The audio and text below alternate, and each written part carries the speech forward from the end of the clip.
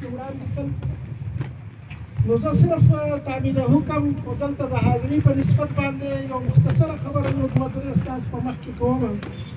اگر چې دلته دا موضوع داسې ده چې په دې کې تکرار دی، بار بار یو رقم خبره چې دا بار بار کېږي. زما وروڼه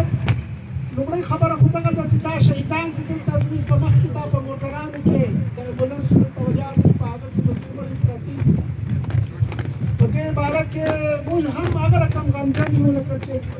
تاسې په خپله ترې موجود یاست یا د دوی د کور خلک عزیزان او قریبان څنګه چې غمجن دي. او موږ په دې غم کې در سره شریک یو، هم د دوی د مغفرت دعا کوو، هم د ستاسو د صبر او د استقامت لپاره دعا کوو. دویمه خبره دا ده چې د ریاست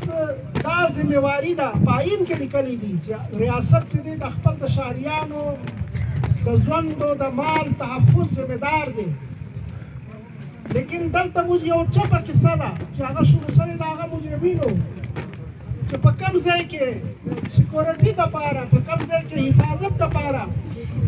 نوې نوې فورسونه چې دي هغه هلته ډیپلایمنټ کوي، په هغه ځای کې به د امنیت اضافه کېږي. دا یو نوې فینامنا ده چې موږ مخکې نه وو په بلوچستان کې لیدلې. دغه اف سي چې نن سبا سکیورټي په نامه دلته راغلې ده، شهري علاقو اختیار هم دوی ته ورکول شوي دي او پارلیمنټ دلته دا منظوري ورکړي. په کار خو دا دی چې پارلیمنټ کې دننه په دې باره کې غور و فکر وشي چې آیا دا زموږ فیصله، آیا دا فیصله فایدهمند ثابت شو یا د زموږ خپل خلکو دپاره د نقصان او د ظلم فیصله جوړ شي. دا مشاهده ده زموږ په بلوچستان کې چې یو خو د لیویز او د پولیس حوصله ماته شوې،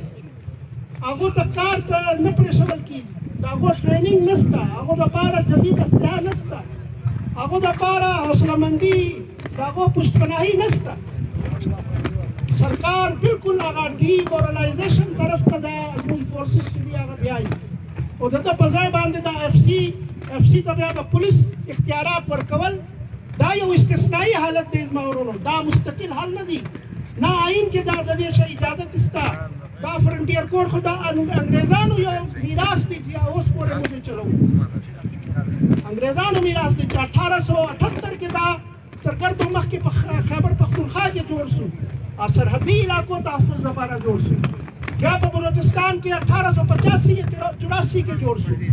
نو 1885 وګورئ اور اوس 2021 کې موږ بریانو یو 100 کاله څخه بالا زمانه تېر شوې ده، لیکن هغه د انګریزانو میراث چې دی هغه اوس پورې موږ خپل ځان دپاره ساتو. موږ خوشحاله یو چې دا اف سي موږ ته امن راکوي. تجربه خو هغه ده چې اف سي په کوم ځای کې تللې ده، هغه ځای کې بدامني جوړه شوې ده، هغه ځای کې امن خراب شوی دی، هغه ځای کې خلکو کې ویره، خلکو کې یو قسم خوف چې دی هغه پیدا شوی. اوس ما ورور دا مولوي عزت الرحمن صاحب ته د ګوادره خبره وکړه او حقیقت دغه دی چې تاسې هم په دې ملک کې ځئ او راځئ، تاسې په دا روډو باندې ولاړ شئ، وګورئ چې تاسې له ژوبه ونیسئ تر ګوادر پورې. ستاسو سفر دونه ټایم نه اخلي چې څونه دا د چیک پوسټو باندې دا چیکینګ کې دی هغه زموږ ټایم ضایع کوي. او په هغه کې بیا دا خلک دا رقم خلک دي چې هغو ته انسانیت نه دی معلوم، انساني اخلاق څخه ناپوه خلک دي، انساني توهین کوي، نه د ښځو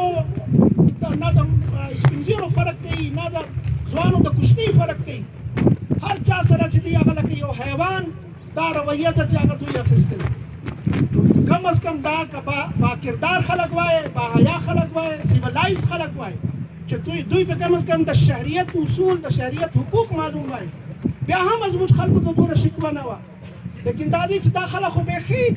دا رقم غزار خلک دي چې نه په اخلاق پوهېږي، نه په خبره پوهېږي، نه په پښتو پوهېږي، او دوی راوستل شوي دي دا سیولایز مخلوق باندې امن و امان پیدا کولو دپاره. امن و امان نه دی، امن و امان په ځای کې خو دا رقم بدامني جوړه شوې ده. او دا خو ډېر د افسوس خبره ده چې دا بدامني اوس دا وخت چې زه وینم دا څو کلو څخه چې عام سیویلین باندې، عام انسانانو باندې دا بدامني کمه ده، لیکن چې کوم د سیکورټي ادارې دی یعنی غیر ملټري ادارې، هغه یعنی سیول سیکورټي ادارې دي لکه پولیس دي، لکه اف سي دي، لکه دا لیویز دي، پر هغو باندې بمان چې دي هغه دوی په پټاوي په هغه باندې دا آفت او دا مصیبت چې دی هغه راغلی نو دا شیان کوم طرف ته اشاره کوي دا یو پوره یو زهریلا منصوبه ده چې جوړ شوې ده او څنګه چې اوس ملک صاحب دا خبره کوله چې بله مقصد نشته مقصد دغه ده چې ته خپل سر چې دی هغه ټیټ کې د غلامي ژوند باندې راضي شي چې د غلامي د فورسز ته کولی شي نو بیا په دې پاکستان کې تا ته ازادي ده که د غلامي نه شي کولی نو بیا بس میده دوی ما ته دا ښکاره کوي چې دغه رقم انجام دي چې ستاسو په مخ کې ولې هغه زه زما ورونو ستاسو ډېره شکریه ادا کوم خو دا د منتظمینو ډېر شکریه ادا کوم هغه کوم مشران چې دلته راغلي دي ناست دي د هغو شکریه ادا کوم او په دې تحریک کې درسره ملګري یو د جماعت اسلامي تمام کارکنان ارکان او جماعت اسلامي تمام ورکر چې دي هغه په دې تحریک کې په دې مطالباتو کې ستاسو سره ګډ یو ستاسو سره شریک یو الله دې تاسو ته استقامت درکړي واخر دعوانا